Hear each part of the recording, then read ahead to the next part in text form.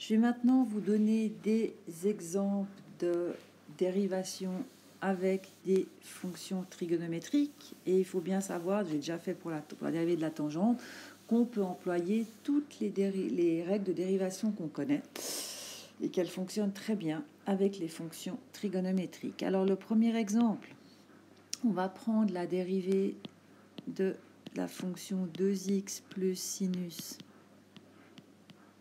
de x. Comme c'est une somme de fonctions, on sait que la dérivée d'une somme de fonctions, c'est la somme des dérivées, ce qui veut dire que l'on va prendre 2x, je dérive, plus la dérivée de sinus de x.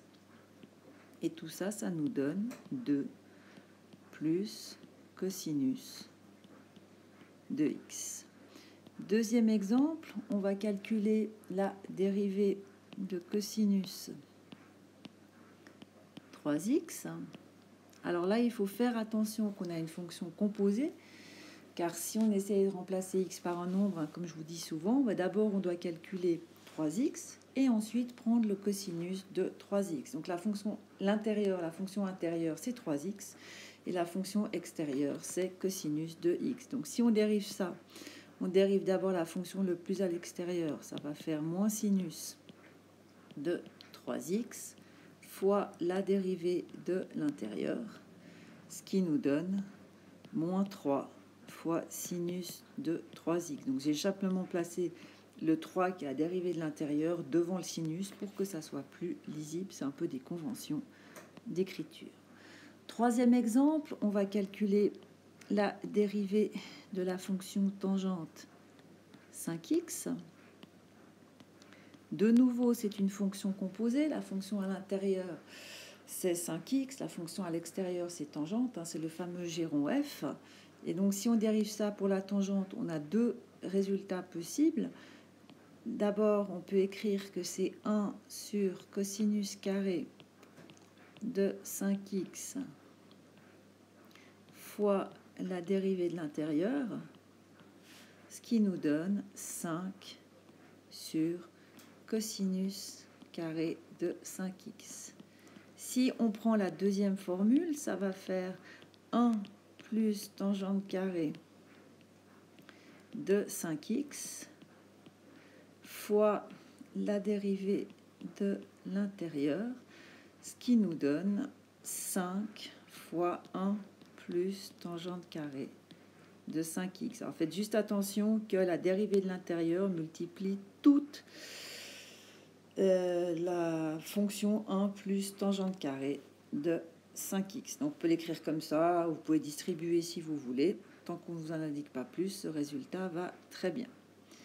Prochain exemple, on va dériver la fonction sinus carré de x. Alors peut-être pour vous aider au départ, réécrivez ça comme sinus de x, le tout au carré, et vous voulez dériver cette fonction-là. Donc de nouveau, c'est une composition de fonctions. Donc la fonction à l'intérieur, cette fois-ci, sera sinus de x, et la fonction le plus à l'extérieur, c'est x au carré. Donc si on dérive ça, ça fait 2 fois sinus de x fois la dérivée de l'intérieur. La dérivée de sinus, c'est cosinus, ça fait 2 fois sinus de x fois cosinus de x. Dernier exemple, si on veut dériver la fonction 1 sur sinus à la puissance 4 de x, comme on faisait avec les fonctions polynomiales, il faut se rappeler que ça, c'est sinus de x à la puissance moins 4. Donc je veux prendre la dérivée, donc je vais l'ajouter puisque j'avais oublié. Hop. Donc de nouveau, fonction le plus à l'extérieur, c'est x puissance moins 4. Donc ça fait moins 4 fois sinus moins 3 de x et fois toujours la dérivée de l'intérieur.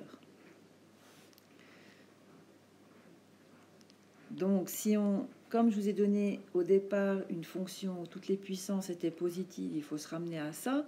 Donc ça va faire moins 4 sur sinus cube de x, et la dérivée de l'intérieur, c'est cosinus x.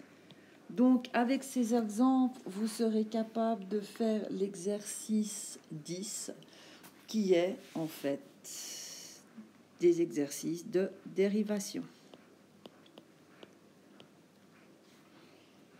À la page 38.